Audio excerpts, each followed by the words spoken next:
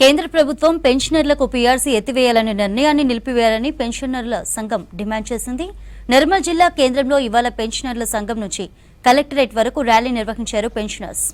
అనంతరం జిల్లా కలెక్టర్ ఆఫీసులో అధికారులకు వినతి పత్రాన్ని అందజేశారు. కేంద్ర ప్రభుత్వం తన వైఖరిని మార్చుకోవాలన్నారు పెన్షనర్లు.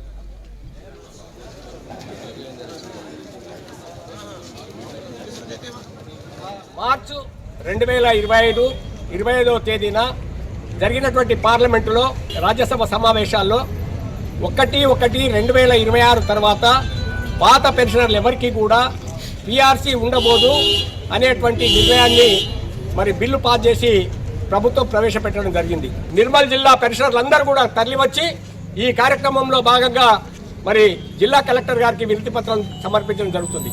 ఒకవేళ ప్రభుత్వం ఈ యొక్క చర్యపై విత్డ్రా చేసుకున్నట్టయితే మౌఖికంగా మాత్రం విత్డ్రా చేసుకుంటున్నాం, బిల్లు ప్రవేశపెట్టబోము, రాష్ట్రపతి ఆమోద ముద్ర ఉండబోదు అనేటువంటి విషయాలు మాత్రం చెప్తా ఉన్నారు. కానీ మన నాయకత్వం, జాతీయ నాయకత్వం రిటర్న్ కమిట్మెంట్ కొరకు డిమాండ్ చేయడం జరుగుతూ ఉంది.